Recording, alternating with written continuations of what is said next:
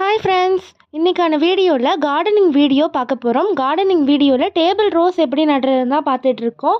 Table rose வந்து நம்ம ஒடிச்சு வச்சாலே பொழைச்சிக்கும். குச்சியை வச்சு சின்னதாக ஹோல்ஸ் போட்டுட்டு இந்த மாதிரி இந்த கட் பண்ணி வச்சுருக்க டேபிள் ரோஸ் செடியை நம்ம அதில் வச்சுக்கலாம்.